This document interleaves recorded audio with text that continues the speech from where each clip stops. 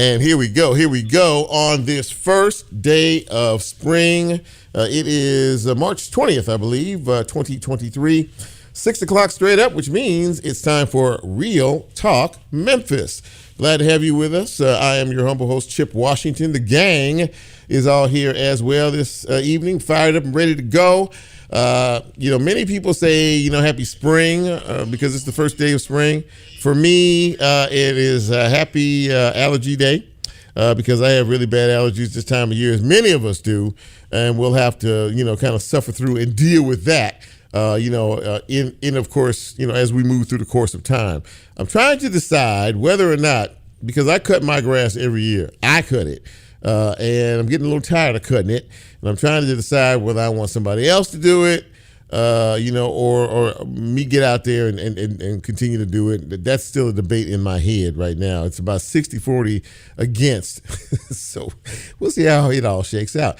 Welcome again to the big broadcast. And we have a good show for you tonight. We're going to talk about a few things this evening. But before we get into all of that, many of you ask continually, how do I get this fine piece of radio broadcasting called Real Talk Memphis? Well, you can do it in many ways. We are on live right now on 91.7 on your FM dial. That will be WYXR. You can also catch us on the WYXR app. We are on TuneIn. You can go to TuneIn and put WYXR in the search, and we'll pop up.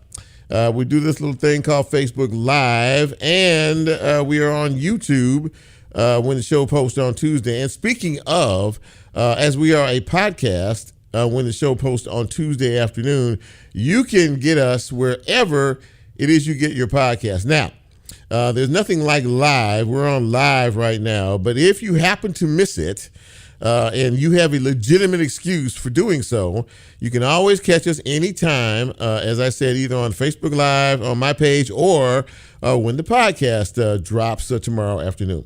In terms of our guest this evening, we have three good ones, I think. LaDell Beamon is a young man. I would say he's a youth activist is what I'd call him. And, he really does a lot of things in support of our young folks. And God knows these days our young folks need all the help and support that they can get. So he's going to join me this evening and let me know kind of what he's up to in his organization called Heal the Hood Foundation. There was a big youth town hall meeting on Saturday, sponsored by Justin Hart and NLE Choppa, the young rapper. And so I want to ask him about that. He was a participant in that as well. Ike Griffith, our good friend from the city of Memphis, joins me in just a few minutes. There's a big hiring. You looking for a job? The city of Memphis is having a big hiring event this Friday. It's called the Career and Technical Expo. And Ike is going to tell us all about it. You can go. There will be many vendors there, many businesses there looking to hire. And some of them may even hire on the spot. So I'll let Ike talk to us about all of that in just a few minutes. And in case you were not aware, this is colorectal or colon cancer awareness month, this month of March. And we are going to talk a little bit about that with a colorectal surgeon. His name is Dr. Paul Johnson from the Methodist Cancer Institute. And he will tell us, why, in case you didn't notice or know this, colon cancer is the number 2 killer in this country. So getting tested and getting checked out is a very, very important component of all of that. And he'll be on a little bit later to chat with us about that. But before we go on, as we always do this time of the big broadcast, we have a birthday. Lola's inching closer and closer to the microphone, so she's got one. And Nicole has one, too, a little bit later on. So, we do the shout-out right about now, right? National shout-out for your birthday today. Not a lot of birthdays today, but that's okay. We can't do any of that. If you're a regular tuner into this broadcast, we can't do any of that until I say, hit it, Bren. Happy birthday! Yeah. Happy birthday going out to Tabitha Yarborough celebrating today. Happy birthday, Mr. Mark Richard. Pamela Armour's birthday is today, as is Jay Tillman's birthday. That, believe it or not, is all I have on the official list. Lola has a birthday. Lola. Yes, happy birthday to Miss Virginia Hannah. Happy birthday, sweetie. Also, a happy birthday to the disco queen herself, Miss Paula Rayford, on tomorrow. Happy birthday, love. And lastly, I have two more. Oh. Happy birthday to my niece, Atoya Tennille, on Wednesday, and a happy heavenly to my dad, also on Wednesday. God bless you. That's wonderful. Thank you, Lola. You came prepared tonight with a nice list. Nicole has a birthday too. Nicole, who would you like to shout out? Friend Ashley Lowe, I love you, my friend. Wait, say it again, one more time. Happy birthday to my good friend Ashley Lowe. Ashley Lowe. Ashley Lowe? On the low. No, just low. Okay. Happy birthday to each and every person mentioned tonight. We appreciate you, and we are so happy that we shared your trip around the sun. If the Lord says so, we'll be back here next year to do the same thing all over again. Happy birthday, each and every one out there this evening. Thank you, Brand. So, the news and notes, we were talking about this before the show. A couple of deaths of note happened recently. One, the singer Bobby Caldwell. Many of you may have heard of him. He's saying that one of his biggest hit was "What You Won't Do for Love." He passed away last week. And Lance Reddick. Now, you may not know his name, but you know his character. If you've been around a while, there was a TV series on HBO years ago called The Wire. He played a detective on that show, and he was very, very good. But most of you may know him from being in John Wick. He's been in all of the John Wick movies lately. You know, tall, thin, black man, bald head. As I'm talking, maybe some of you are recognizing, who he was. Well, he passed away on Friday at the age of 60. Very, very young man, but very talented individual. A lot of folks giving their tributes who worked with him in the past. So, may you both rest in peace, and may your memory always be a blessing to all of us. Now, in the news and notes, the former president of the United States, Donald Trump, made a comment that he thought that he was going to be arrested and indicted tomorrow. He made that announcement ahead of time. We don't know why he made it. We don't know, if it's true or not. Nobody's talking about this one way or another except for him. And he is asking people in this country to protest, in support of him. Now, that puts me in mind of January 6th, but a lot of those folks have been arrested, and I don't know how much interest he's garnering one way or another, whether he is indicted or he is not tomorrow. Many people feel that an indictment is imminent, and let it be known right now, if that happens, he will be the first ex-president in the history of this country ever to be indicted by a grand jury on criminal charges. This is in reference to the $130,000 payment to the former adult actress, porn star Stormy Daniels. So we will see how all of that plays out. So there are now two lawsuits that have been filed against the Shelby County Election Commission. This all has to do with residency requirements for running for mayor, city mayor. Floyd Bonner filed a lawsuit about a week and a half or so ago, and a couple of days ago, another candidate, former County Commissioner Van Turner, also filed a lawsuit. This all stems from, at one time there was a 5-year plan. You had to be in the city 5 years before you could run for local office. That was changed at some point to 1 year. And so now all of a sudden there's this debate on whether whether it's 1 year or 5 years. It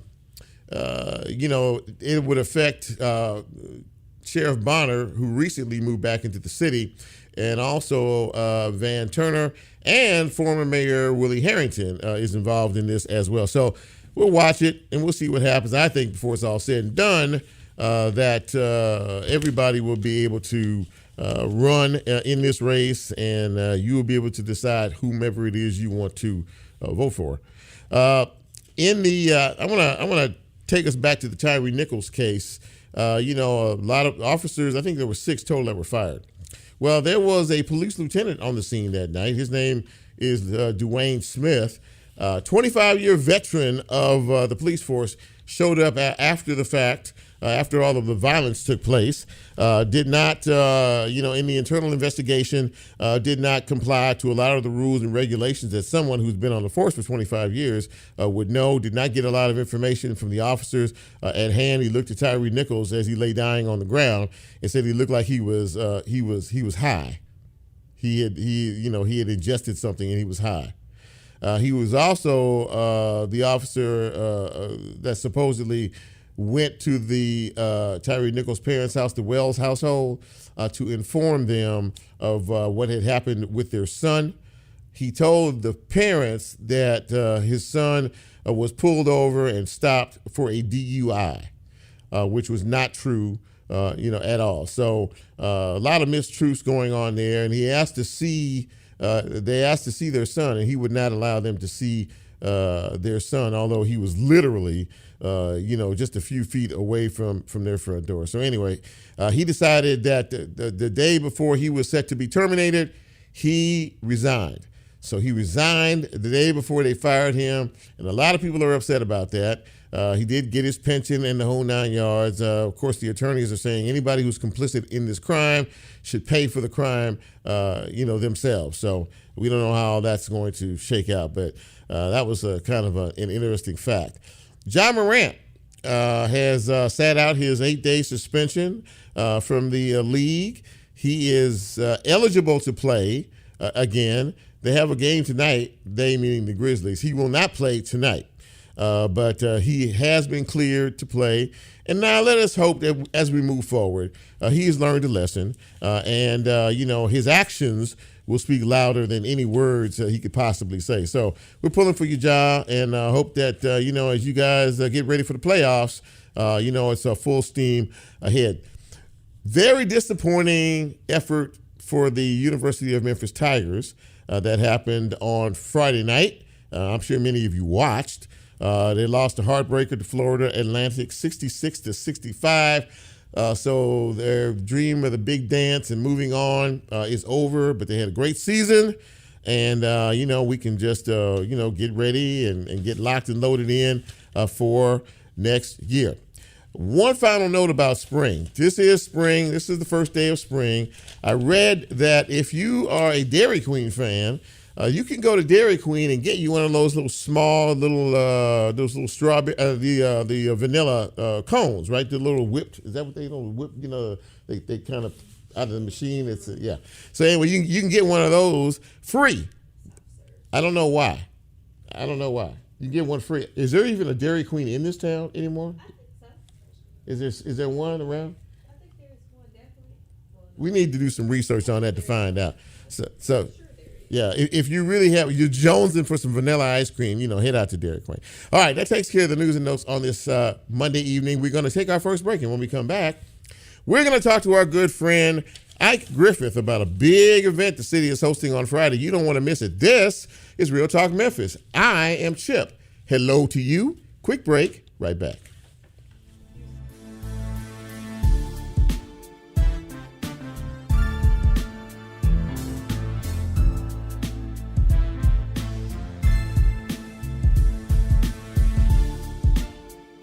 If you like Real Talk, here's a way you can get involved. Do you have a show topic idea or suggestion? Want to be considered a guest or have a guest idea? Then send Chip a message on his Real Talk show page and you can be a part of the Real Talk experience. So as he always says, go out and tell somebody. We'll be right back.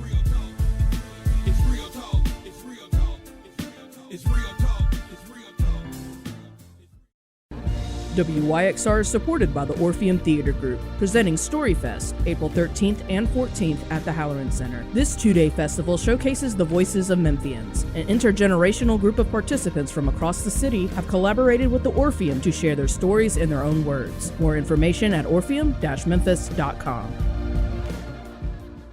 WYXR is supported by the On Stage at the Halloran Center Music and Theater Series presenting Van Duren on Saturday, April the 1st. Memphis' own rock and pop singer, songwriter, musician Van Duren takes a look back at his long musical career with a retrospective show. More information at orpheum-memphis.com. This is Clark Keys with Crosstown Brewing Company. WYXR is supported by Crosstown Brewing Company's CBC Classic Golf Tournament on Saturday, April 1st at the Links at Galloway. A portion of the proceeds will benefit WYXR. More information available at crosstownbeer.com. WYXR is supported by the On Stage at the Halloran Center 2022-2023 season, which continues in downtown Memphis. Experience live entertainment with music, magic, and more, including the return of Orchestra Unplugged and the Songwriter Series events. More information and the full lineup at orpheum-memphis.com/onstage. At WYXR, we are committed to uplifting local organizations and businesses who are making an impact in Memphis. If you are looking for ways to spread the word about your business on air and want to support WYXR at the same time, email us at sponsorships@wyxr.org.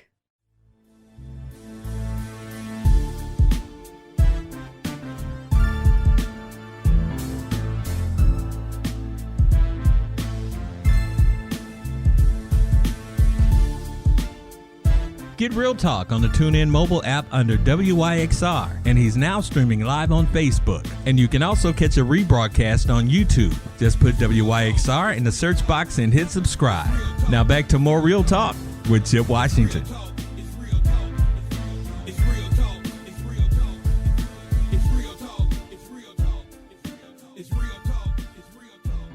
And welcome back to Real Talk Memphis on this Monday evening. Very happy to have you with us, and also happy to have our first guest. He is no stranger to this broadcast or many of us in the city. He is Ike Griffith, and of course, he is the Director of Youth Services for the city of Memphis. And Ike, it is good to see you, my friend. How are you? Doing fine, Chip. Thank you so much for having me. Man, thank you for coming on the show. And you're always working hard for our young people out there. And this event that you have coming up on Friday, I reached out to Ike and I said, you want to come on and talk about this? Because this is a pretty big deal, particularly in light of where things are. So you guys are having a big hiring event, the city of Memphis and your office. So tell us a little bit about it and what folks can expect. Well, Chip, I tell you, one of the main things that we were trying to do was get in front of the graduating classes of 2023. Mm-hmm. So our young people can have something to look forward to as they get their diplomas and walk across the stage. I didn't want to add on to the problem that we have with our youth, with individuals finishing high school with no sense of direction. So we came up with the Career and Technical Expo. Mm-hmm. All our children will not be going to college, and you can make a good living in a career. Yes, sir. Especially career and technical areas. Mm-hmm. And we're going to have over 200 vendors to be participating in this Career and Technical Expo to expose our young people of some positive opportunities that we have for them within our city. We have such companies as Blue Oval. We're going to have NASA. We have, NASA from Huntsville now. Okay. We're going to have MLGNW, welding, cosmetology, dog groomers. Every career you can possibly think of in the different clusters, we're going to have representation there on Friday. And they'll be hiring on the spot. Yeah. So this is an opportunity for our high school students, our opportunity youth, college students, and adults. So what is this sounds amazing. So what is the minimum age requirement? Because I know I think I read high school, but I also read adults as well. So what is the minimum? Was it 16, 17? What are you targeting there? Seniors or what? 17, 18, just get ready to finish high school. Okay, to get their high school diploma. Mm-hmm. When it comes to adult, it can be at any age. Even if you have been laid off from a job, there's going to be opportunities for you to talk with some of our vendors to maybe make a career change. We're just trying to reach out to as many people as we possibly can, not only from the city of Memphis, but I've also invited school districts from Mississippi and Arkansas. They will be there also. So this is a pretty comprehensive setup you all decide you all are going to have on Friday, and you really hit on something that's important. A lot of folks always talk about college after they graduate high school. Many do, but realistically, there are many young people and even adults who may not fit the typical college mode, but trade opportunity. And you're right, you can get paid a lot of money. I mean, people, depending on the trade, you get paid more than people with college degrees. Am I correct? True. And one thing, Chip, many of our students that may be college materials, they're not going to college because it's so expensive. Then it's hard for them to get a job in their major that they majored in for 4 years. Yeah. So this is another positive alternative for our young people to look into and make a decent living. Mm-hmm. I mean, we talk about AI, but I've yet to see a machine that would cut hair, curl hair. Yeah. I've yet to see a machine that would lay bricks, or see a machine that can do welding, or do plumbing, or electricity. So there are a lot of trades and careers that you can go into and make a decent living.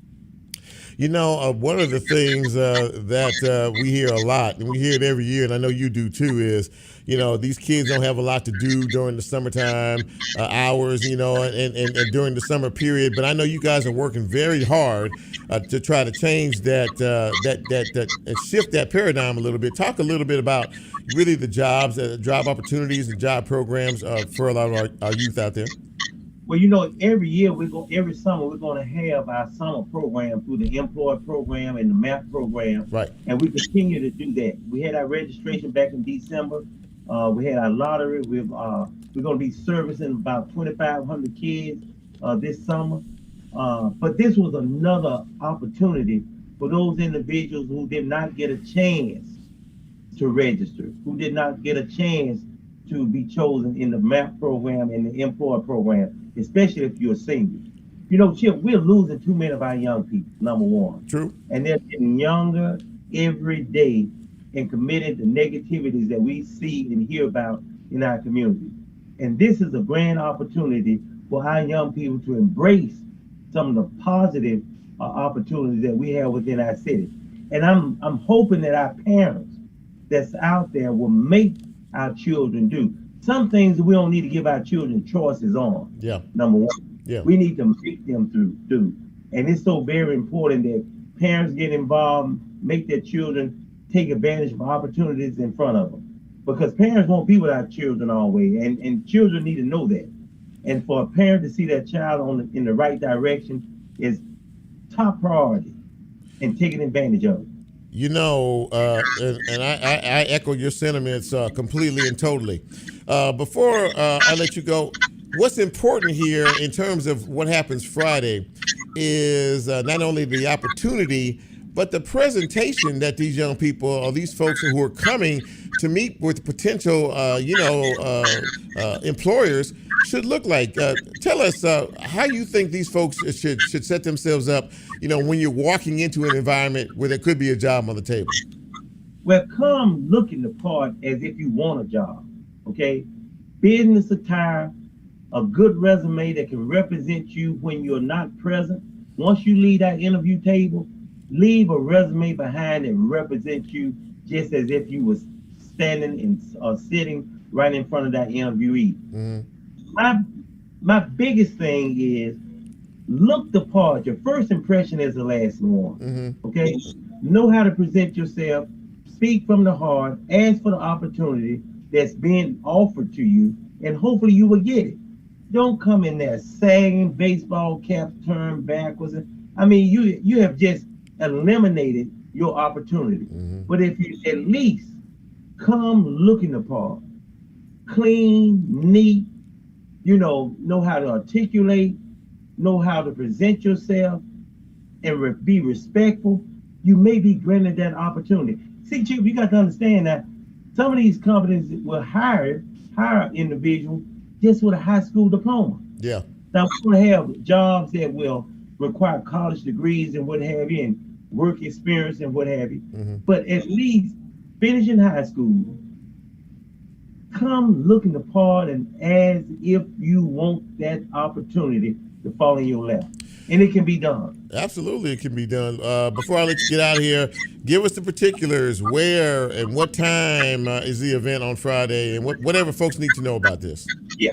Well, it's going to be Friday. The Career and Technical Expo will be at the Renaissance Center this Friday from 9 to 5. Mm-hmm. High school students. All day. Yeah. 9 to 1 is your time frame. 9 to 1. College students, opportunity youth, and adults. You will be there from 1 to 5.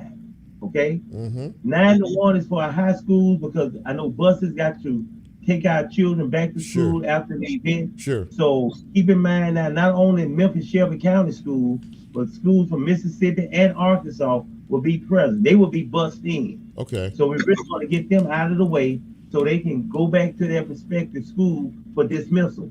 But from 1 to 5, college students, opportunity youth, and adults. So we're all excited about this opportunity. Yeah. We're elated to give this opportunity. As I always say, youth in this city is priority for Mayor Jim Strickland, and just take advantage of the opportunity that's being given. Ike Griffith, ladies and gentlemen, Director of Youth Services for the City of Memphis. And look, if you are looking for a job and you're serious about this, they are providing you with a great opportunity. Ike, thank you, man, for coming on the show and laying it all out for us. And more importantly, thank you for what you're doing for the young people and the folks here in the city. We really appreciate that. Well, thank you so very much. And if I can also just plug before I leave, sure, we'll get ready for our Golden Glove boxing tournament again this year. Okay. It will be the 14th and 15th at the Liberty Park Sports Complex. If you need more information, call 636-6264. Tickets are $10 in advance, $15 at the door. Thank you, my friend. I appreciate you, and I look to talk to you down the road. Thank you so much, Jim. All right, have a good night. Yes, sir. All right. Absolutely. All right, Griffith, ladies and gentlemen, from the city of Memphis. He is the Director of Youth Services. Big hiring event this Friday. Don't miss this. This is if you're looking for, if you're serious about looking for a job and an opportunity, please attend this event all day on Friday. Thank Ike for sharing that with us. We're going to take another break, and when we come back, we're going to talk to a young man who, has a real heart for young people. He's not that old a guy either, but he's going to chat with us about his mission to try to turn the young minds in this town into a positive direction. This is Real Talk Memphis. One more quick break. We'll be right back.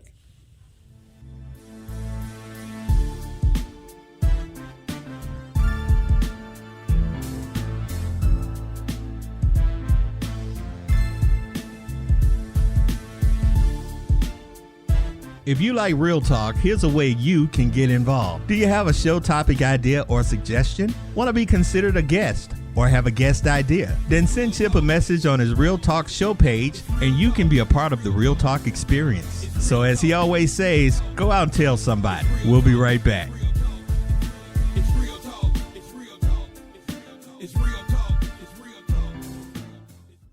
Hey, I'm Will from Crosstown Brewing Company. We support WYXR 91.7 FM. A favorite beer is just like a favorite song. We feel something new every time we encounter them. Cheers to playing the hits and tasting the notes. At WYXR, we are committed to uplifting local organizations and businesses who are making an impact in Memphis. If you are looking for ways to spread the word about your business on air and want to support WYXR at the same time, email us at sponsorships@wyxr.org. Hey, I'm Will from Crosstown Brewing Company. WYXR is supported by Shell Days Music Festival, presented by Mempho. Do you want to place your company in front of Memphis cultural consumers and influencers? How about interacting with them in a meaningful way?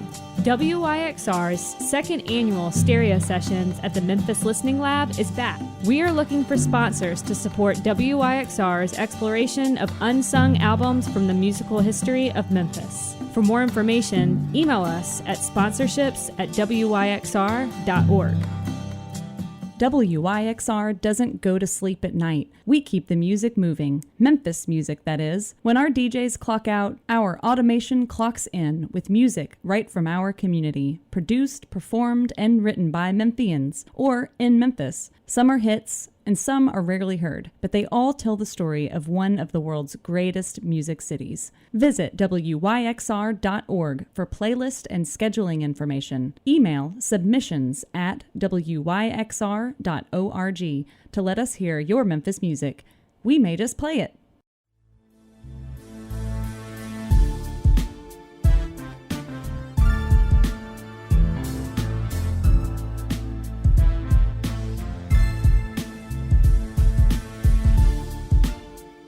Get Real Talk on the TuneIn mobile app under WYXR, and he's now streaming live on Facebook. And you can also catch a rebroadcast on YouTube. Just put WYXR in the search box and hit subscribe. Now back to more Real Talk with Chip Washington.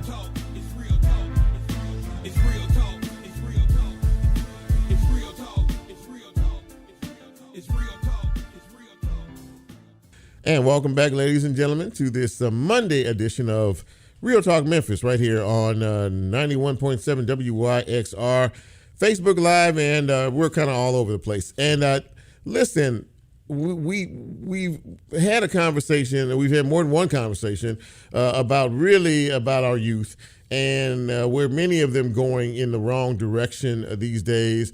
Juvenile crime is up, we all know that.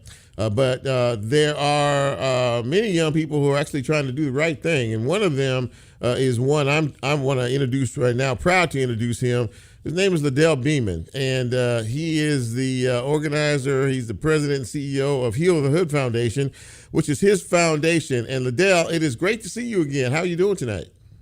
I'm really good. I'm blessed to be able to be heard, because I always consider you guys to be radio angels. So anytime it's an opportunity to be heard and do something positive, I'm here. So I feel good, Mr. Chip. Well, I'm really happy to have you, and I've always admired your commitment to our young people. And I've talked to folks, and your name has been brought up several times about being very real and committed in terms of your organization. For people who don't know, tell them a little bit about the Heal the Hood Foundation that you created. We always have a disclaimer, when people hear Heal the Hood, hood is a suffix is at the end of words like brotherhood, fatherhood, parenthood, sisterhood, brotherhood. Mm-hmm. Everybody, has a hood, and that's what literally contributes to the issues that go on in our neighborhoods, because we have a whole lot of parenthoods and motherhoods, brotherhoods and fatherhoods and sisterhoods that haven't been healed. So we basically use the arts and media science to actually tap into the nature of what's going on with a lot of our young people and even adults by offering various programs, tours, bringing in recording artists, mentoring, whatever it takes to really be able to drill in the effectiveness of change in our community and society. So that's what we're all about, change. You've been doing this a while, and of course, you have a pretty strong connection with the community as a whole. How does it make you feel? You're a young man yourself, but how does it make you feel when you see the escalation of juvenile crime and a lot of the other negatives that we are dealing with on a daily basis? It's got to trouble you just a bit, I would imagine. It can become, it can get you to the point where you really want to throw your hands up and surrender. But, I have to remember why, the why. And I think that's a huge thing, remembering your why, because there's been so many kids that have been out here in the city of Memphis that have turned around. And they were like at their midnight, they were at their 11:59 hour. And if we didn't hang in there to really be able to do something for those kids, they wouldn't have made it over to the next day. So we won more battles than we've lost, but it's very discouraging when you think about we have the resources to really be able to keep a lot of this from happening, and we're not utilizing the resources that we have within our own circle. So it could be discouraging a lot of times. There was an event over the weekend, I believe it was Saturday. It was a youth town hall meeting that was held. It was sponsored by Justin Hart and the rapper NLE Choppa. And I'm to understand that this was really an event, the second annual from what I know, and I know you were a participant in this, to really connect with these young people, give them a safe space to be able to be free to talk about issues, some of the things that were concerning. What did you take away from this conference, the town hall meeting?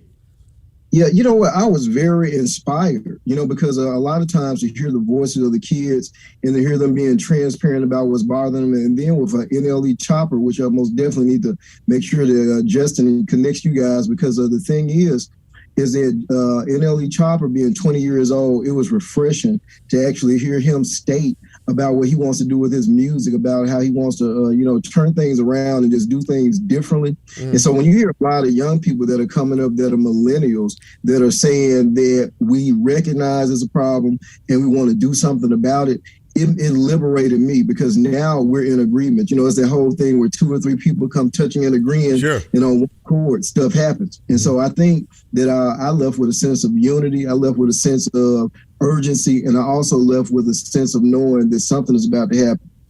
Yeah, I think in this young man, NLE Chopper, 20 years old, he is becoming I guess a big thing in the rap world. He knows he got a project coming out, but really, I'm really surprised, it pleasantly so, kind of like you, at the commitment of somebody this young to step out here and say, look, I'm a young person too, and we're all out here trying to make it.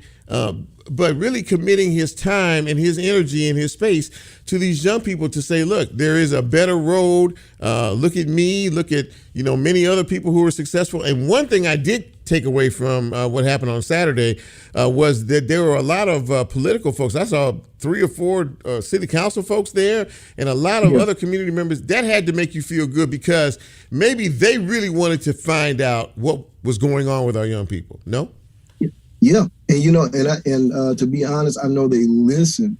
And it was conversations that were happening even when we were on the panel that you heard J.B. Smiley, Ms. Rhonda Logan, all of them, just sitting there, Martavius Jones, talking about what they were hearing. And so I know for a fact that there was a takeaway, that they were taking notes and they were really ready and activated, because sometimes, and the things that I keep saying to people all the time, we apologize to the young people when we're touring in schools, doing our tours, and we always open up with an apology, because whatever state that our kids are in, it was because the adults left the door open for it to happen to these kids. And we just have to take responsibility. So I think there was a lot of accepting responsibility Saturday. And I think we can move once we start accepting responsibility. That's the big thing, and I think that, at least for me, I'm a bit older, but, parents need to be parents to our young people. And I think a lot of things that I've heard have to do when young people talk, that they want people to listen to them. And I know you tour a lot of schools, you talk to a lot of young people out here. How big a deal is that they just want an ear. They want somebody to really listen and understand what they're dealing with and what they're going through. It's a huge deal. It's for us, when we were coming up, I used to always hear children should be seen but not heard. Yes. Yeah. And the thing about it is, there were things that were going on, adverse childhood experiences that were happening, that if we were able to speak out earlier, we could have prevented a lot of travesties when we became adults. And there's a lot of damaged adults that, because their childhood was never healed, they're contributing to the problems now that's going on in the world. You got kids now that are, they're stealing cars, but there are adults that are actually giving them master keys and programming and a whole arsenal to be able to commit the crimes that they're doing. And so we as adults have to understand that the kids don't really want to do a lot of the stuff that they're doing, but at the same time, if I do something negative and I'm celebrated, just like with social media, they do something negative, they get 1 million likes. But if they do something positive, they only get a few likes. And so they're screaming out for attention, but you have to really know how to decipher through all of this stuff just to be able to hear what's being said, but not said. That you used the term at the very beginning of what you just said, that is becoming more and more and more. I'm hearing it more and more and more, because it makes a lot of sense. Adverse childhood experiences. That is becoming really a big catchphrase because it's so true. And people are starting to focus in on that, are they not? Yeah, absolutely. Because when you think about it, if a child is damaged, and really, our mantra with Heal the Hood and what we say all the time about what hood means, it is the essence of ACEs. If something happens in your childhood and is never healed, and you take it over to your adulthood that's never healed, you have a problem in your neighborhood. And so what we're looking at are issues that were never resolved when they should have. There's another term, a theory called the broken window theory. So you look at, communities when somebody breaks a window and then that abandoned building just stays there with a broken window, nobody fixes it. All of a sudden, people start devaluing that building, breaking other windows, doing all types of stuff to that building because nobody ever dealt with the issue that was never fixed. And so that's the problem that we're experiencing now, is that we are not dealing with, we're overlooking the issue that was never fixed. And sometimes as parents that, their issues were never fixed. And so now all of a sudden they ignore the issues that are being reproduced in their own children. And so that's what creates huge problems in our communities. Before I let you get out of here, I just have one simple question for you. What is your prayer for our city as far as our young people are concerned? It's wake up. It's about, us really opening our eyes. You hear a lot of people talking about they're woke and all this type of stuff. But I think something that NLE Chopper said that was really important, and it's echoing the words of Michael Jackson. We need to start with the man in the mirror and pay really close attention to what we're seeing and don't just walk away and forget what we saw. We need to wake up so we can deal with those realities, because that's the only way you're going to be able to live your dreams. It's the only way that you're going to be able to deal with the things that are happening to you. And so is to wake up and realize your reality so that you can face it. So let's wake up. Let's wake up. LaDell Beamon, CEO and founder of the Heal the Hood Foundation. LaDell, man, I really love your spirit, and I love what you do and what you keep doing in this community, man. Keep up the fight, because we sure need folks like you. Thanks for coming on the show tonight, man. I really appreciate it more than you'll ever know. Thank you, sir. I'm always humble, sir. Thank you. I appreciate you. LaDell Beamon, ladies and gentlemen, that's a young man right there who understands. He gets it, and he understands it, and because he spends time. This is what he does, to try to heal these neighborhoods, and it starts with conversations with these young people. Adverse childhood experiences is a real thing. And it's a generational curse that happens, and we need to be able to break that curse in order to try to break through to our young people in order for us to be able to move forward. We're going to take a final break of the broadcast, and when we come back, we're going to talk a little bit about your health on this Monday. This is Real Talk Memphis. We'll be right back.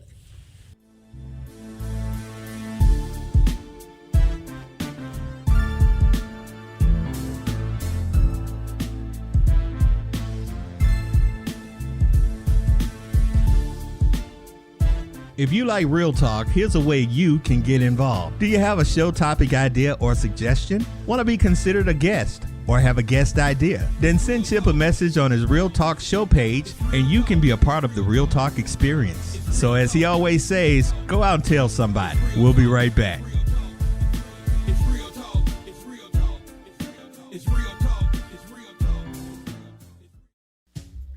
Jazz Month at Crosstown Arts is bringing the versatile sounds of jazz to Crosstown Concourse this March. It's a month-long celebration of jazz, from the classic to the experimental, honoring a musical form with deep roots in Memphis. On Tuesday, March 21st, the Stax Music Academy celebrates Women's History Month with Songbirds, Women in Jazz in the Green Room at Crosstown Arts. On Wednesday, March 22nd, Michael Kelly presents the talk Memphis Jazz Through the Lens in the Memphis Listening Lab. Juilliard-trained singer, actress, and songwriter Morgan James returns to Memphis, where she recorded her Memphis Magnetic album, to perform in the Green Room on Saturday, March 25th. Sunday, March 26th brings the return of the much-vaunted Strictly Jazz series with the music of Bill Evans in the Green Room. Jazz Month at Crosstown Arts is sponsored by the Memphis Drum Shop and presented in partnership with Crosstown Arts, WYXR, and the Memphis Listening Lab. More announcements and tickets are available at crosstownarts.org. WYXR doesn't go to sleep at night. We keep the music moving. Memphis music, that is. When our DJs clock out, our automation clocks in with music right from our community. Produced, performed, and written by Memphians, or in Memphis. Summer hits, and some are rarely heard, but they all tell the story of one of the world's greatest music cities. Visit wyxr.org for playlist and scheduling information. Email submissions@wyxr.org to let us hear your Memphis music. We may just play it. You're listening, but are you in the know? The WYXR weekly newsletter is the best source for keeping up with events at WYXR, whether they are happening on our airwaves, behind the scenes, or out in the community. Log on to newsletter.wyxr.org to sign up for our mailing list and keep yourself in the loop.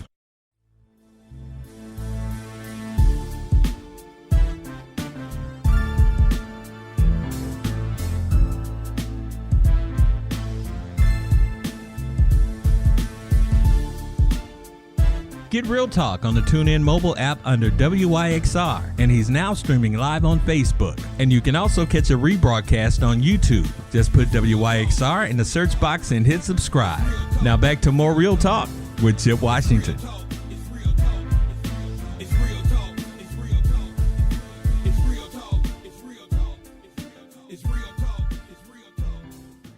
And welcome back to Real Talk Memphis on this Monday evening. As I mentioned at the top of the show, this month, March, is colon cancer awareness month. And if you didn't know or you weren't aware, it is the number 2 killer in this country after heart disease. And I wanted to get somebody on to talk a little bit about this and remind us how important it is for us to get our examinations. So we welcome Dr. Paul Johnson. He is a colorectal surgeon at the Methodist Cancer Institute. And Dr. Paul, it's good to see you. Thanks for coming on Real Talk. I appreciate it. Thanks for having me. I appreciate it. So talk to us a little bit about this. Obviously, you're very familiar with it, being a colorectal surgeon. But just in terms of numbers, where are we in this country in terms of folks who are dealing with some sort of, colon cancer or some sort of issue like that? And as I stated, was I correct in saying it was the number 2 killer in this country? That's actually absolutely correct. So it's diagnosed number 3, but when you combine men and women, it's the number 2 killer in the U.S. In terms of how many people are diagnosed per year, it's upwards of 150,000. So it's not a small amount per year, and it disproportionately affects the African American community.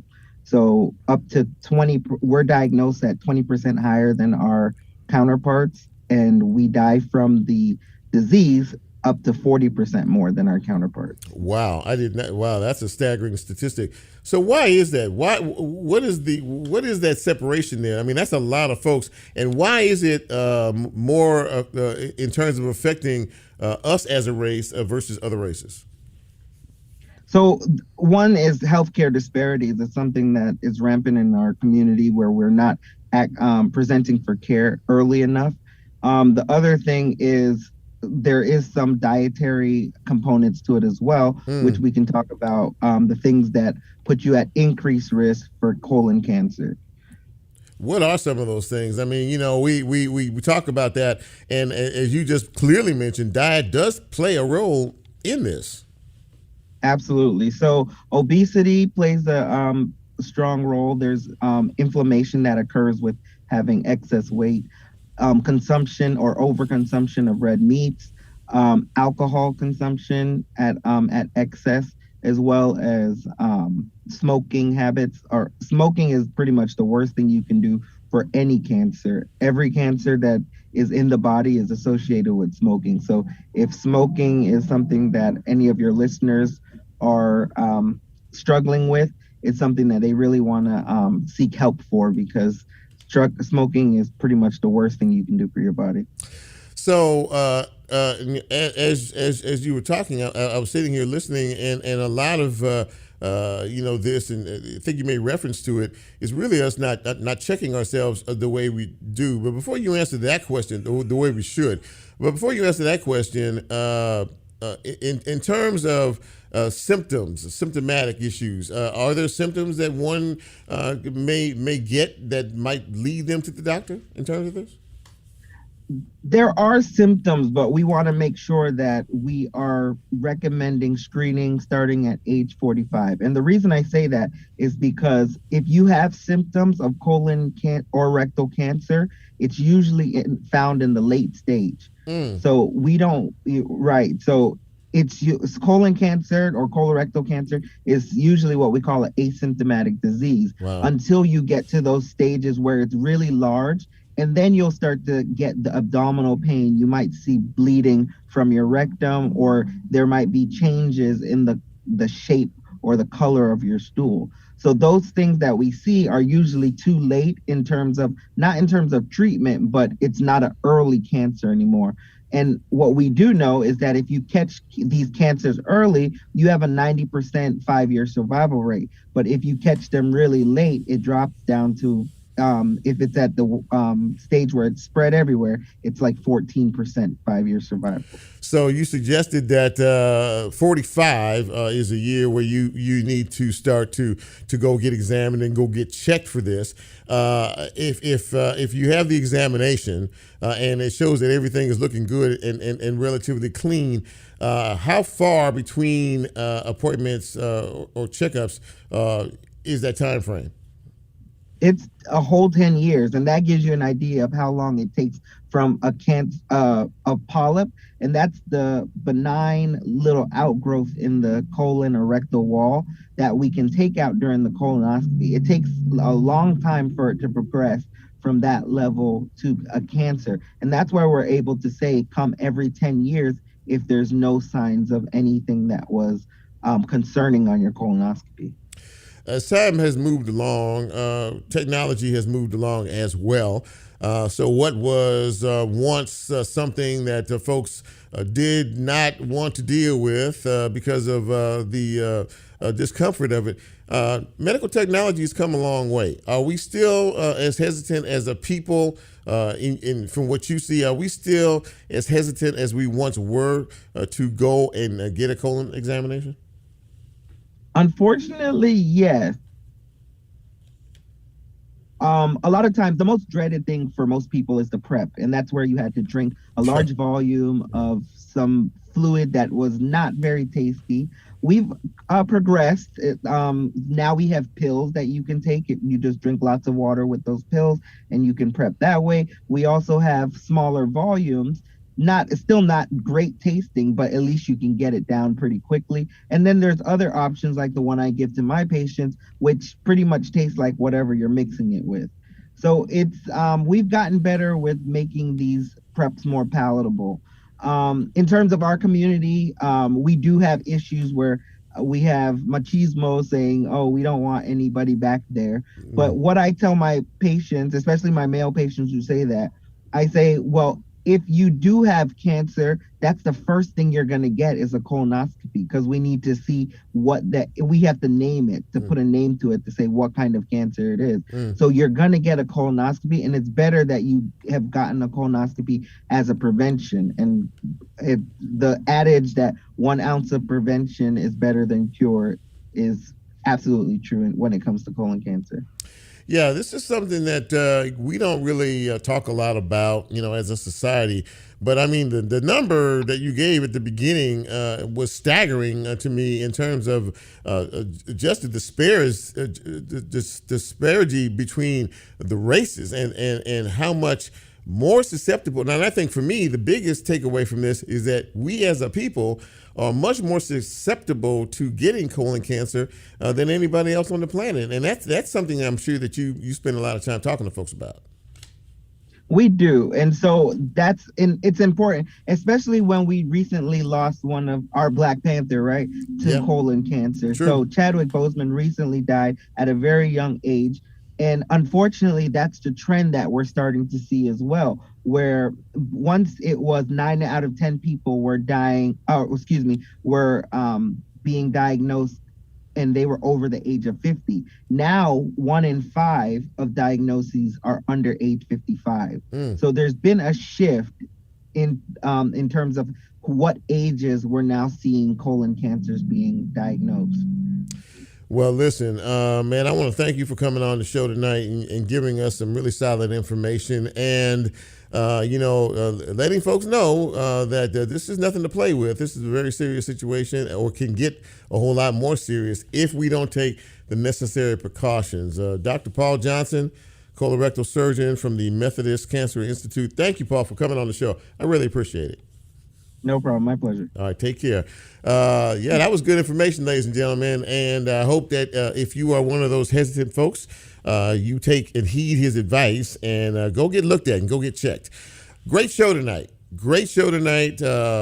Excellent information from all of our guests. I want to thank Griffith, LaDell Beamon, and of course, Dr. Paul Johnson. And, I'm looking around. Somebody asked me the other day, about my crew. And, I mentioned them, a lot on this show because they help me steer and guide this thing. And Brent is he's our latest addition, and he's on the board tonight doing a really good job. And, of course, you all know Nicole. Nicole hosts the show here on Friday nights at midnight, taking you into early Saturday morning called Planet Chrome. And she's been on a few weeks, and thumbs up. Everything's going good. Everything's going well. Of course, Lola is our DJ, but she's also a radio host. She's just satellite. How many satellite shows do you have? 3. She's sitting up. She's on her phone. She's like 3. It's like maybe it's more or less. I don't know whatever. They're very very talented folks, and I thank them all the time for what they do. Let me do a quick Facebook Live roll call here. Michael Harris is on. Samantha D is what I call her. She's on here as well. Jet Lucas checking us out. My sister Cheryl Lewis, Audrey Hill, Rachel Johnson, Brett Thompson checking us out tonight as well. A lot of folks on here. I thought Tamara Rhodes is here as well.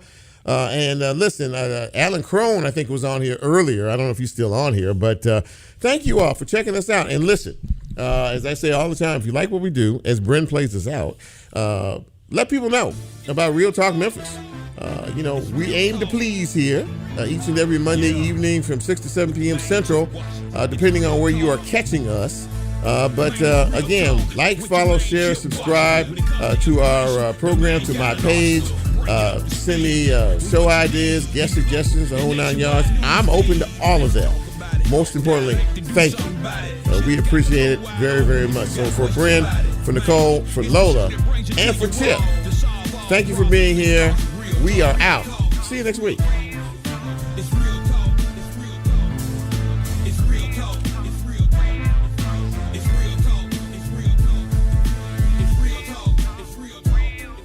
It's real talk.